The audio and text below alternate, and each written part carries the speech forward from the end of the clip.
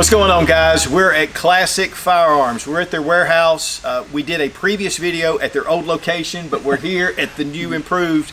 But one thing's for certain, we got a whole bunch of surplus stuff. In fact, this M1 carbine, we got a lot of those. Well, that's a Swiss. We've got K98s. We've got Garands. I mean, there's a lot of stuff we're going to show you guys. But it's great to have Clint with us and Matt.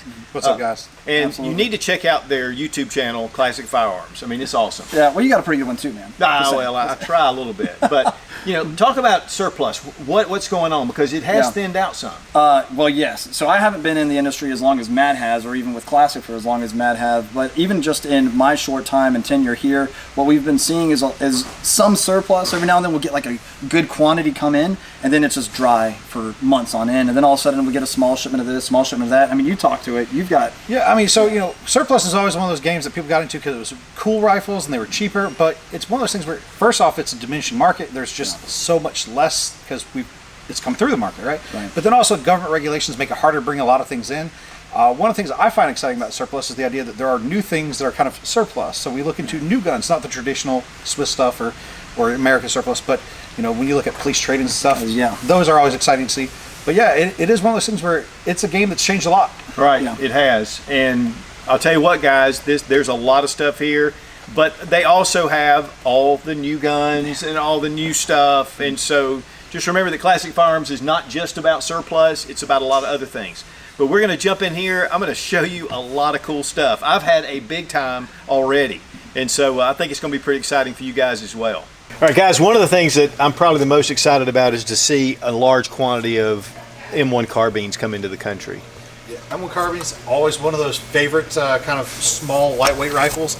I mean, they are just super handy. Clint, I know that was like one of your first rifles, right? Oh, it was. 7 years old. This is what I learned how to shoot on. Yeah, and I mean, it's an amazing gun. Nice, lightweight, very handy. The 30 carbine cartridge, easy to shoot. Absolutely, just an absolute pleasure. I like this one with the little bit of the artwork, trench art on the back, or just some paintings, you know, different arsenal markings. You know, 15 round magazines, you know, were traditional, but with the M2, they came with a 30 round magazine, which is pretty cool. We got one right here. These are aftermarket magazines, and they're going to be coming with these, but, you know, in fact, the original mags are getting harder and harder to get. They are. One of the cool things about these is even though they are like mono production, they are bolt hole open mags, so you actually have a bolt hold open feature beside the little button on the charging handle. Right. And then, of course, you know, these things are just really cool in that they were made by so many different companies. In fact, this was the most produced rifle of World War II, and by a huge factor, like a factor of 4. So imagine that, like way more than Garand or anything. This was the rifle we made the most of. Well, and you know, the thing is, there's so many different configurations with this rifle, and it fought in so many different wars. You know, World War II, Korea, even in Vietnam, they were using these, and around the world. In fact, a lot of these came in years ago from Israel. Guys, more inland carbines. I mean, there's all kind of different stock configurations, sight configurations. Again, inland was the #1, and that is through General Motors, which is pretty cool. Now, this is really neat. These are made by IBM, which made copiers for a long time, and of course computers. This is a beautiful one I just happened to see in here. Less of a manufacturer than necessarily inland, so these are a little bit more, you know, a little bit more rare, but a number of different configurations. And of course IBM, this isn't a typewriter. Now, speaking of typewriters, this is Underwood, which I think is pretty cool. So you know, Underwood was a manufacturer of typewriters. Yeah, located in New York State. I mean, again, not necessarily the most prolific producer, but it just goes to show you that total war effort during World War II, where if you made anything, we could put you to work making something to support the war. That's right. Now this one has one of the older style peep sights, doesn't have the fully adjusted sight. And then also, these did not have the bayonet lug. So again, a lot of these went into country just like they were, and they weren't even refinished or anything. So a lot of different variations. Now here are some M1 carbines. These are Saginaw production. Yes. And Matt, there was something. Saginaw is another division of GM located in Saginaw, Michigan. So, you know, go Michigan. Here we have a bunch of US Postal Meters, and these are fairly rare. I mean, not super rare, but they're in the common groups. Again, when you look at a rifle that was made in the millions, even somebody who made something like, you know, several 100,000 is a rare variant.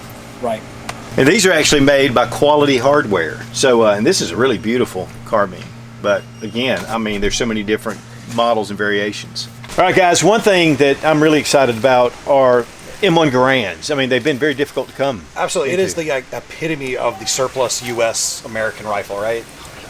I mean, these are beautiful. Now, some of you guys are looking at this. These are actually arsenally refinished. They are Springfield Armory manufacturer, but they also have H&R, and they have International Harvester. Yeah, International Harvester. So there's a number of these coming in, but these have been refinished or arsenal refinished with James River Armory. Yeah, and just to go on a little bit more about that, so they did a barrel inspection, and either the condition of the barrel graded upwards to where we were able to accept it, or it's been replaced by a new Criterion barrel. I don't think we're distinguishing between replacement barrels or non-replacement barrels, but you can see they've gone through and done a complete rebluing on all the metal parts. The stocks have been either refinished or replaced with kind of like new old stocks, but they're just in gorgeous shape. Absolutely, and they're beautiful. And of course, I mean, Patton himself, right? Greatest battle implement ever devised. That's right. That's right. These things are beautiful, and there are a ton of them. This is sitting on top of a box. All these are bubble wrapped and taken care of, you know, so they don't get them messed up, but they are all the way down to the bottom. There's probably 150 in this box. Man, the stock on here, this refinished stock is absolutely beautiful. The Parkerizing, I mean, these rifles look like they just came out off the line. I mean, they are absolutely gorgeous. And again, it's an actual surplus rifle. So, you know, these were used during World War II, Korea. USGI issue. I'm sure most of your audience does know about the M1 Garand, but just in case there's some people out there that are new, you know, it's 30-06. It fires from an 8-round N-block clip. Clint, you got one of those on you? Yes, I do. So they're really interesting. The N-block clip goes all the way directly into the action, which is the difference between that and like a stripper clip. So, I mean, it's a really cool design, and of course it makes that very stereotypical, that renowned ping sound. You're talking about, hold on, I think I can mimic this here. So as it works, you load up the rounds, fits right in there, and then from here, push back, and then of course we're all going to recognize that. There you go. Yeah, that's sound it. Of freedom right there. Sound of freedom. Good catch. I've done that a time or two. Now here are some beautiful pistols. The Luger obviously is very well known, but these are Swiss Lugers. And tell us a little bit about this, Matt. That's right. So the Luger was adopted in Switzerland in 1906, and they went through a couple of variations. All of these are the 0629 models, so they're the kind of simplified later variants, all in 30 Luger. And you know, it's got that really unique, you know, toggle lock action, which it's actually more like a delayed blowback, but still, you know, a super interesting design, very indicative of the early semi-autos. Yeah, I love that toggle action. It's so unique. And then, of course, the Germans also adopted the Luger, of course. Yeah, I mean, and the Germans... In 9mm. Yeah, the Germans originally were producing these for Switzerland, and then it became kind of a half and half. So by the time we get to 0624s, we see some are being made in Switzerland, some are still being made by like DWM in Germany. And then finally, they entirely went to a Swiss production by this time at Waffenfabrik Bern, so that it's all, you know, domestic production. Like domestic housewives. Now here's a number of K98 Mausers, 8mm Mausers made in Germany. We have some unfinished. These are definitely have just come out of arsenal. I mean, you see the markings on them, the wood. Here are some arsenally refinished. I think James River Armory does their arsenal refinishing. The bluing is absolutely beautiful, and the wood stocks are beautiful. And so, you know, you can decide whether you want to get something that, you know, really looks beautiful, or, you know, something in its original condition. And again, you know, that 8mm Mauser, classic Mauser action is just something everyone should have in their collection. I can't imagine being a firearm collector without it. These are M48 Mausers from Yugoslavia, and beautiful rifles, 8mm. Just, I mean, these things are just classics. Now, variation of the Mauser action. I love the crest that you see on most Yugo Mausers. You can see right there on the receiver ring. There's a beautiful crest, and you'll see that in most of them. Occasionally, you'll come across a rifle where that's been, you know, scrubbed for some reason. But I mean, you can't go wrong with a Mauser action in 8mm. All right, here we have some beautiful Sig Pistols. Clint, tell us a little bit about these. Yeah, you're absolutely right. These are beautiful. These are considered either the P210s or the P49s. 9mm at one point in time, and may still be considered today, the most accurate production pistol ever made. Absolutely beautiful. Sure, they got a hefty price, but you're right. These are legendary guns, and man, I absolutely love them. All right, guys, there is a ton of Lee Enfields. This whole Gaylord here are all number 4 Mark 1s or a variation thereof. Later we're going to see some other infields like number 5 jungle carbines, but we've also got them from different manufacturers. So we've got, this is all Canadian long branch rifles. We also have US Savage rifles as well as actual British rifles. And most of those are going to be made in India, but of course they were created across the British Empire. Now guys, these are all US property Lee Enfields. Matt, where were these made? Who made the US property? So Savage made these rifles for the English. It's kind of weird because it's an English rifle, but it was made in the US. But you know, that was part of the whole Lend-Lease kind of program in World War II to support the Allies. Now Clint, this is really a unique action for World War II. It is. So we are all very used to the Mauser action, which is that cock on open. And what the English found to actually be a little bit more ergonomic was that cock on close. As you're seeing, you're getting more resistance as you're pushing it forward. And it takes me a little bit to get used to, but chambered in 303 British, these are fantastic shooters. They're actually the fastest bolt action rifle in World War II. Right, exactly. That's where the Mad Minute comes from. Yeah. And they had the largest capacity of interstitted rifle at 10 rounds instead of 8 or 5 for most of them. Right. Very cool. Now here we have a number 1 Mark III SMLE. These were some of the original Lee Enfields used in World War I. That's right. Short magazine Lee Enfield, super popular. Obviously the predecessor to the number 4 that most people are very familiar with. I love the fact that there's just so many different shades of wood on there. Yeah, different stock all the way around. But these are getting harder to come by. And yet they are excellent rifles. To me, this is one of my favorite surplus rifles. Yeah, and super distinctive looking. I love that way that end cap looks. Now here's a police trade-in Smith & Wesson M&P 2.0, and this is actually Detroit Police Department, 9mm. Even comes with the back straps. I mean, honestly, this thing looks brand new. That was one thing I was thinking. Like, I looked at the night sights and I was pretty impressed because we don't guarantee the life of the night sights, but I'm thinking they got a hold of these and then they're like, we're gonna go to something else. I don't know, but these are gorgeous. Yeah, they are. I really like the badge on top of the slide. Like, that's one of those kind of unique things about trade-ins that I always like. Yeah. So we also have M&P 40 trade-ins. Now this does not appear to be the 2.0, but if you're looking for a 40 caliber trade-in from police department, this is also Detroit PD. You can see there's like a rack or a badge number here. Now here we have some Chinese SKSs, and that's one thing. There was an import ban on Chinese SKSs, but these came in afterwards. Matt, tell us a little bit about how that happened. So yeah, you know, there was actually an import on all Chinese-made rifles and ammunition. There was an exception for shotguns, but we won't get into that. So these were in a third-party country that was long. They were there long enough to have reached a cooling-off period where we were then able to get them imported into the country. So it's actually really hard to get them into the country, but we were very lucky enough to have these come in and offer them for sale. Right, and you're talking almost a few decades on some of these to cool off. That's right. I think it's 20 years at least. Right. And then you've got all this cosmoline, so you know when you do find some of these, it's a little bit of work, but it's a labor of love. Now these are really popular, the Model 84 Berettas and double stack magazine. I mean, these are beautiful. These look like police trade-ins maybe out of Italy. Yeah, I mean, probably one of the more popular versions of the Cheetah line. So, you know, like you said, 380 ACP, double stack mag as opposed to like the 85, which was single stack.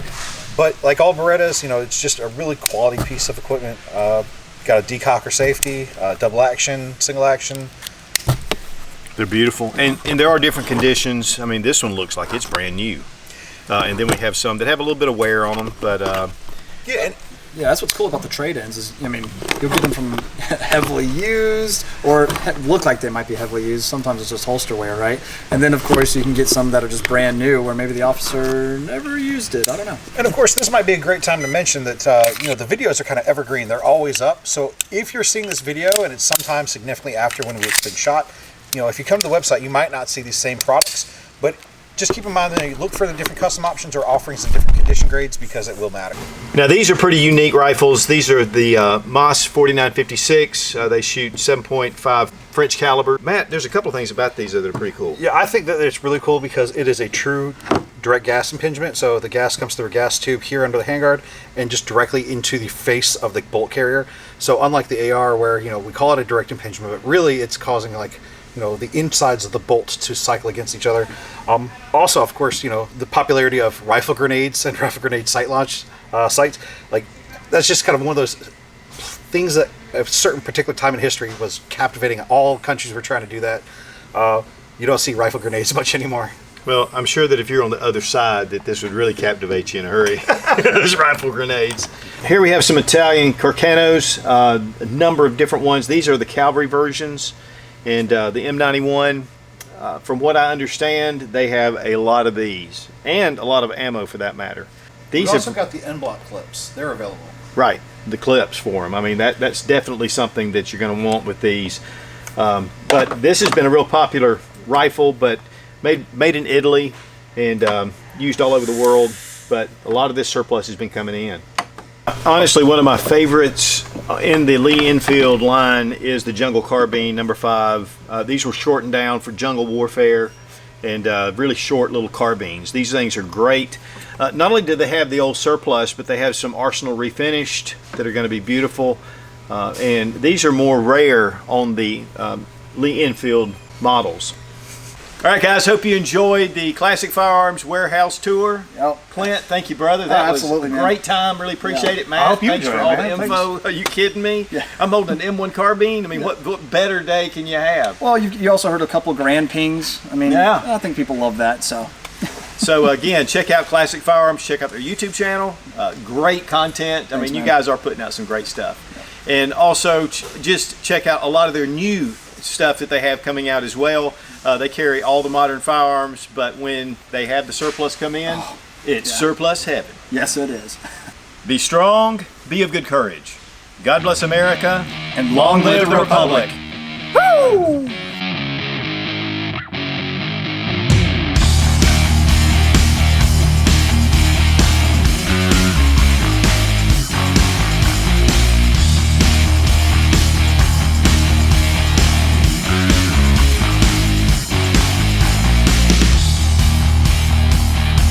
Soviet era type. No, these are Chinese. These are Chinese. Let's do that again. Okay. Oh, is it on? You mean all this has been recorded? Yes. Oh my gosh, we're all in trouble. I love it. Looks like a Mr. Snuffleupagus or something. I like that brass butt cap too. These videos are evergreen, like the cedar tree. They're right. beautiful. Let's do it. Let's roll into it, man. Yeah! Okay, now let's do the outro. I was like, what the heck are these? They're M1 carbines, you dummy. Okay. Box. I mean, Really? the box is nice. Super nice box. This is a super nice box. Nice cardboard backpack. I know y'all don't really care about these M1 carbines, but this box is awesome. That's where it's at. And they're coming in at the low price of $10,000.